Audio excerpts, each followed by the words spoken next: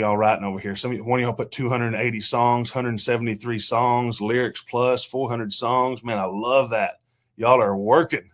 Y'all are working. I write lyrics and melody.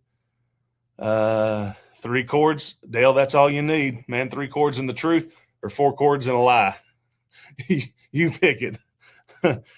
Started 4 years ago, working on it. A little over 20 songs, man. That's awesome.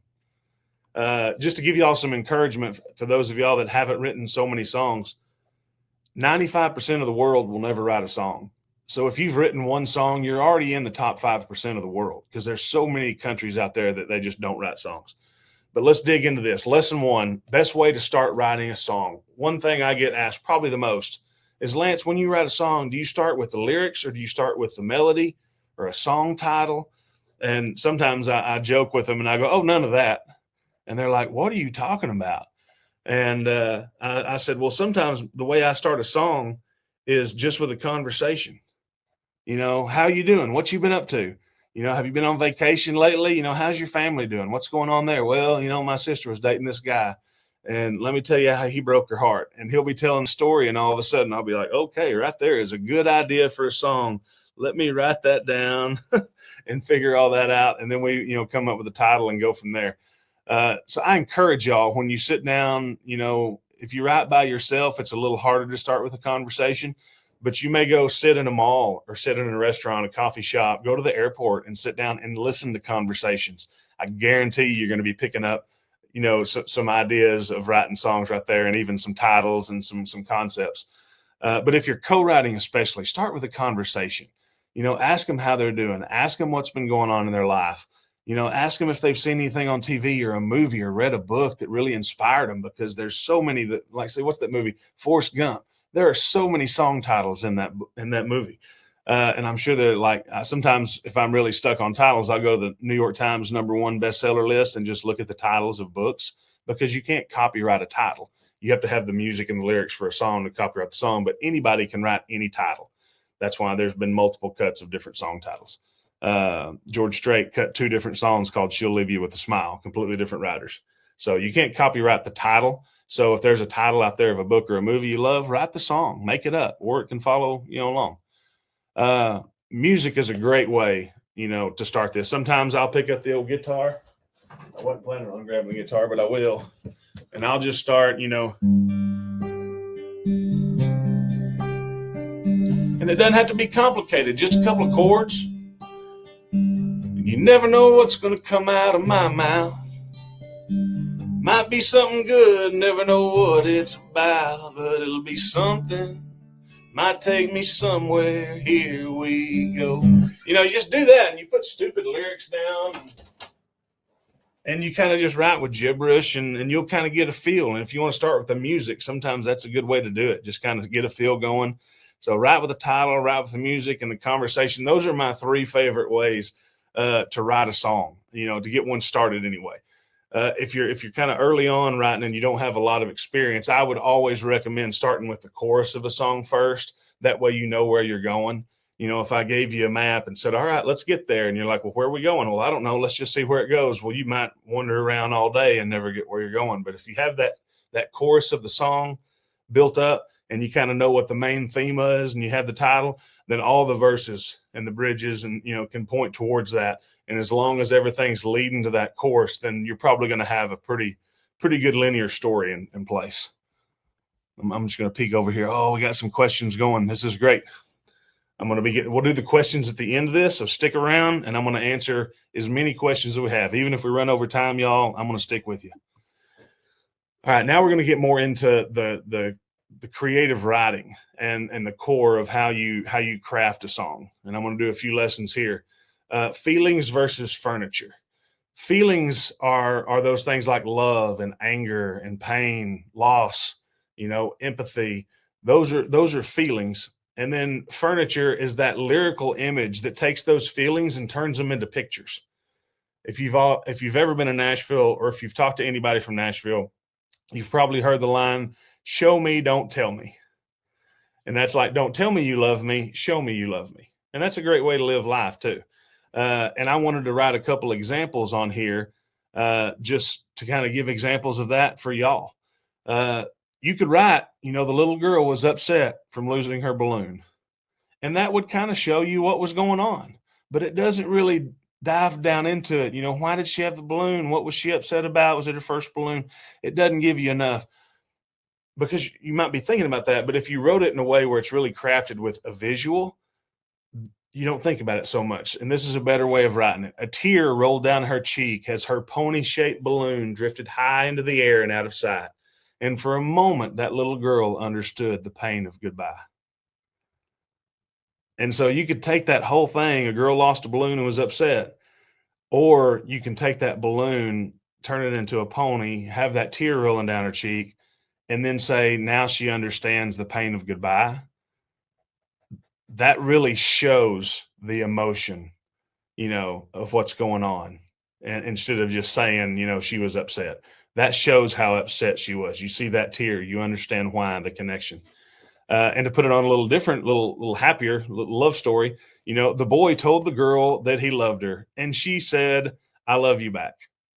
Sometimes we've probably all written that in a song. He said, "I love you." She said, "I love you back." I've probably put it in songs back when I wasn't trying to craft it. But a way to really show that he loves her, and I came up with this line: he hit I-95 and drove 400 miles to let 3 words roll off of his lips. She was weak in the knees and put his hopeful mind at ease with a sweet first front porch light kiss. I think that says it a lot better. So if you can find ways to really put furniture, put those images, that way, instead of just saying the feeling, you're showing the feeling, and you're showing the mood, you're showing the happiness, you're showing the frustration. If you can find ways to show instead of just say, then your song is going to be that much better, for a listener to digest. You might go back and look at some of the last songs you wrote and circle some plots where it was like, he was really mad or she was really in love, where you said what it was, and maybe take those lines and try to rewrite them using the show me, don't tell me, put some furniture in there and really bring that to life, where you can actually see by the 3-minute song, you see the 3-minute movie unfold. Lesson 3, co-writing. I'm not even going through my notes here. I'm just rocking and rolling. So I hope I haven't forgot to tell y'all anything. Oh yeah, I wanted to say this. If you've not written 100 songs yet, don't worry about the rules and all that stuff too much during those first 100 songs. Just get them out. Just write them. Don't go back and spend days and days and days trying to make a song great. Spend those days and days and write the next song and the next song and the next song and the next song. It takes about 100 songs to really write one song. And if you use these lessons about how to find the title, how to craft the song, and then especially if you get into co-writing, which is our next, little thing here, just work on the next song. Don't go back too much, and try to edit. That song's always going to be there. And the skills that you have now aren't going to be as strong as if you write 20 more songs. Then you might go back and go, "Ooh, now I know what to do with that song." So I wanted to make sure to tell y'all, on the first 100 songs, don't worry too much about the rules. Co-writing, man, like the slide says, 2 heads are better than one. You never know when you might say something and your co-writer hears it, but hears it a little differently than you said and goes, "Did you just say so-and-so?" And you're like, "No, I didn't, but oh my gosh, that's a great idea. Let's do that." So the co-writing thing, I don't know how many of y'all have co-written. Let me jump over here to my, I had some polls that I wanted to do. Okay, here. I asked y'all this and I forgot to do this. I'm going to do a poll. That way I'll have your results. So I'm sorry for making y'all do this twice, but I'm going to start this poll about how many songs you've written. And if y'all would be so kind, here's the poll right there. Boom. It's live now. So if you go into poll, it's going to say, how many songs have you written? And there's 3 choices for lyrics and 3 choices for lyrics and music. It's 1 to 10, 11 to 100, or 100 plus. If y'all wouldn't mind. And then if you've never written a song, some of y'all, man, here have never written. There's a place at the bottom for never have written. So if y'all would look at that poll that I just made active, I'm going to publish it right now. All right. That poll should be live. So if y'all would go in there and make your selections, that way I'll be able to accumulate all this. Man, there's 246 y'all in here, and I love having y'all here. So yeah, go select the one that most best represents you and where you're at. And of course, that'll help me, creating lessons moving forward. And then I'm sure some of y'all, I'll have a relationship, moving on past this. And I hope here in a little bit, I'm going to ask y'all for permission to share some information about my community music row coach. But co-writing opens up so many doors. You get different perspectives, you get different experiences. Y'all might have been to the same city, but did different things. And that gives you a glimpse into something that you never even experienced, but you can take your experiences and wrap it into theirs and really blend something beautifully. Also, when it gets to the business side of it, if you write a song by yourself, you have to rely on yourself to know an artist or know a producer to pitch it to. And if you write it with two people, maybe they have friends that are artists or recording artists, whether they're independent or major. Maybe they know a publisher. So you get to use each other's network. And we'll go into networking here in a little bit. But in Nashville, it's really important. We say finding your tribe. You want to find your tribe with people. That's the people that you write with. And just you collaborate really well, with writing songs and creating things. So I encourage all of y'all, and your tribe may change a little bit over time, but once you really get to a good level, you'll find people and you'll write dozens of songs with them. And I've got people like that in my life. Forrest Whitehead, like I said, he moved into this house before I did when we met at the Bluebird Cafe on the open mic.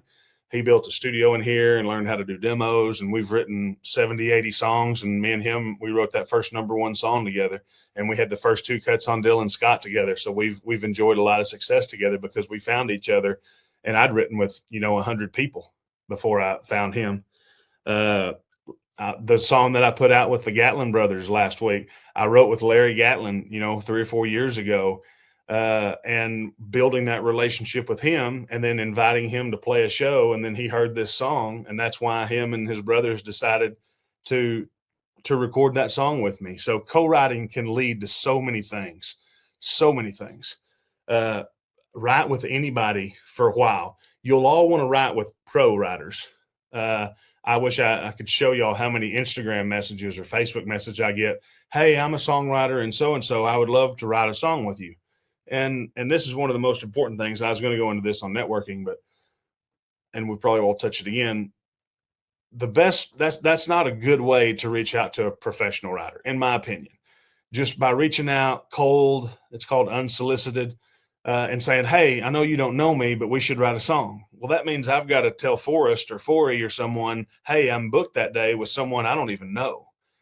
The best way to approach a professional is to reach out and just say, hey, I've been studying your writing. I really like what you do. I would love to learn more about how you do what you do and how you've built the network you have. Can I buy you a cup of coffee or breakfast and let's sit down and talk?